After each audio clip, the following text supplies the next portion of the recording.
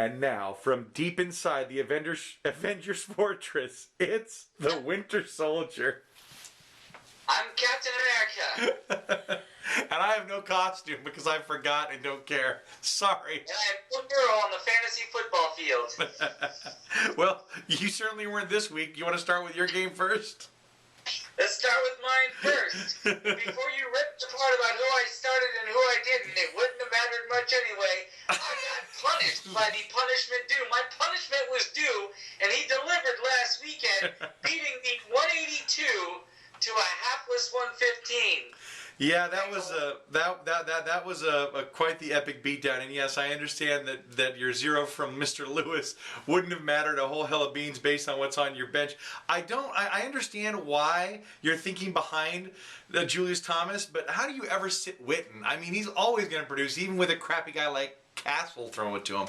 But it wouldn't have mattered. Again, I understand it wouldn't have mattered against Mr. Toe Crusher himself. Even with Mr. Manning's, Eli Manning's anemic 6.4, didn't matter. Lamar Miller, 44. Mark Ingram, 24.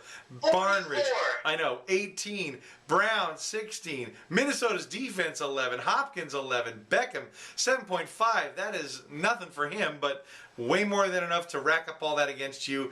He is part of the evil empire, and all those Devlins took everybody down this weekend. It was like a mafia hit. It was like they were Sonny at the turnstile with all the big Tommy guns opening up on everybody in the league.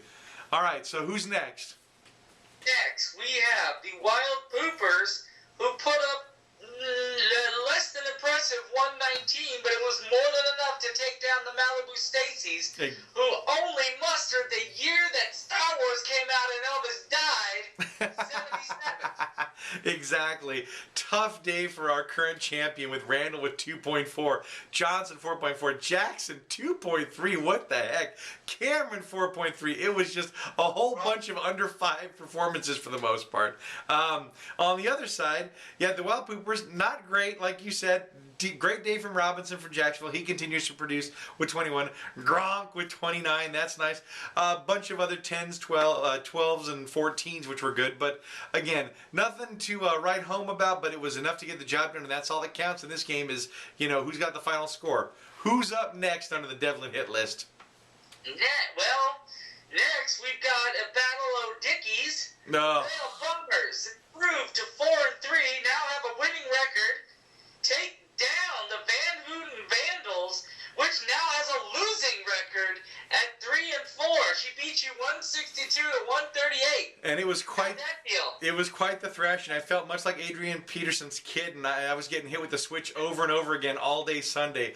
And I loved how Luck at halftime is like negative points. I'm like, okay, got a chance here. And then whack, 34 from Luck. Whack, 29 from Foster. Whack, 25 from the St. Louis Rams. Are you kidding me with that run back? What the hell, people?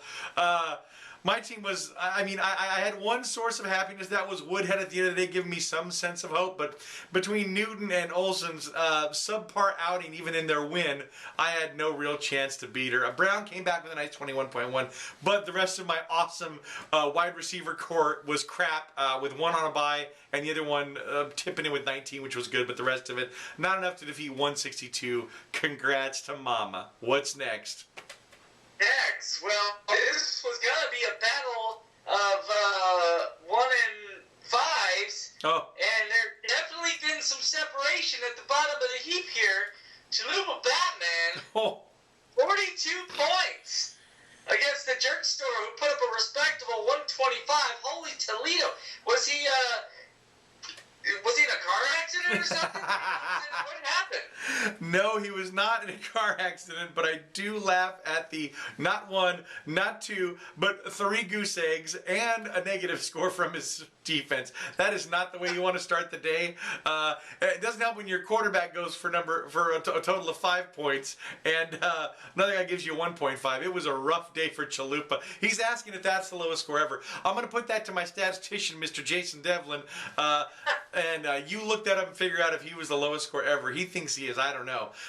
Decent day for the Jerk Store. Stafford coming back strong after she stole him from me for the same amount of money, which hurts. Cooper with 28. The rest of them, not much to talk about. I mean, a couple over 10, but that was it. But it was more than enough to beat down those poor CB's Chalupa Batmen. Who's next? Oh, yeah, one more Devlin. So just the hits keep on coming. Who's next? Next, we've got, well, there's still another Devlin left. We got Jacqueline Hyde winning again, improving to 6-1, taking down Voldemort, 133 to 114. He is an ice-cold killer, that Clemens. Look at him. He starts Blake Bortles over Drew Brees and is right. Gets the 17 over the 13 that Brees would have got him. Chris Ivory for 13. Landry, 28. Ladarius Green with a nice 18. And Crabtree with an 18. Enough to get the job done over Voldemort, who put up a good fight with Fitzpatrick for 24, Lynch for 20, Allen for 17. Rest of it was nothing to talk about. Carr on his bench had 31, but again, not a huge drop from Fitzpatrick. So tough loss there for Voldemort. Congrats, Clemens. You continue to roll and evade my calls. What's next? Next, and finally, the last game of the week. Ralph Wiggum eclipses the 200 mark to score 206 against the Mouseketeers. Sorry, Terry, nearly doubles his opponent's score. Impressive. Yeah, indeed. Yeah, Tannehill with 41. Are you kidding me? Gurley, 34. Martin, 22. Julio, 24. And McFadden, DMC is welcome back into Jason.